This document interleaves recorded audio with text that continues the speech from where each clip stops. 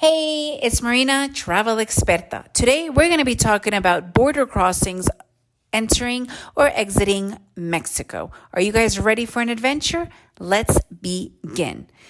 There are so many borders and they all pretty much work the same way. First of all, make sure that it's open. If it's a really small border, they might be open only from like 6 in the morning till 10 p.m. But the majority of them, I would say 90% of the bigger border crossings are all 24 hours. But do you really want to drive at night in the first place?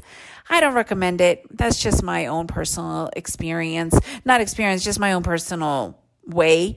So in that respect, decide that and go on your own risk for that. But I'm going to be talking about the majority of border crossings. First and foremost, one of the biggest hacks that we found, if you can enter or exit Mexico on a Sunday, that is the best day ever. There is hardly anybody going in and out because it's not work. There's a lot of people that work across the borders, so they have special entrances and whatnot, but you still have to deal with the lines for that. So it's super easy. I'm going to be talking about entering the border just for yourself. I do have an entire other podcast about if you are entering the country or exiting the country with your car, because it gets a little bit more complex simply because you're also putting in your car. So it's pretty simple, right? You have to pay a visa fee when you are entering into Mexico. It's usually around $12 more or less. It's not that expensive.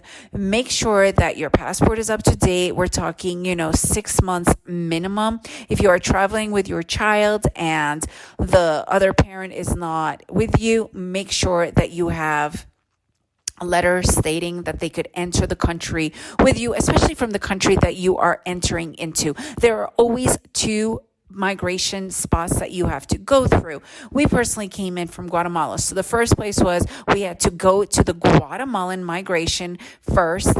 We had to get the stamped out, make sure everything is good. Then you have to cross over into Mexico. And there's usually there's no man's land. In this particular case, we had a bridge that you have to cross over. There's usually, the people with the bikes and that you sit in front, or even a taxi that could take you over there.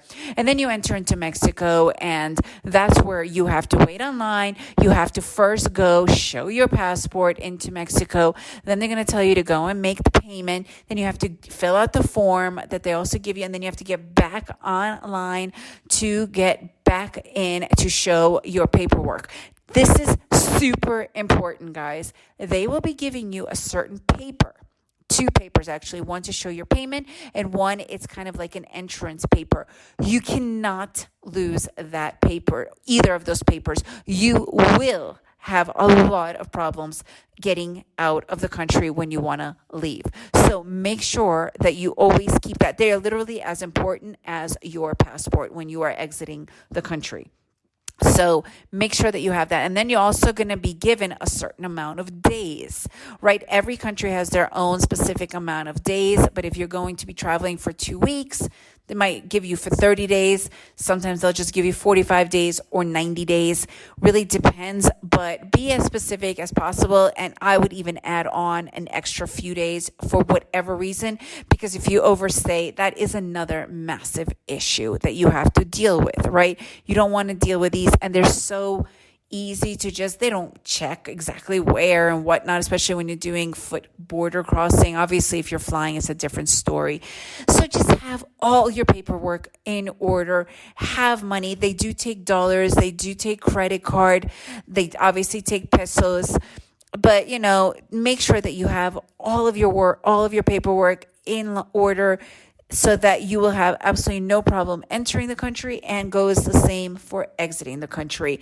They really do check on those paperwork. So otherwise, it's not that complicated, guys. So overlook the scary stories that you hear, because a lot of times those scary stories are not even told by people who the scary story happened to. That's just my own experience. If you guys have had other experiences or other feedback, I'd love to hear it. If you enjoy this podcast, please leave me a review, share it with your friends, and remember to make every day an adventure.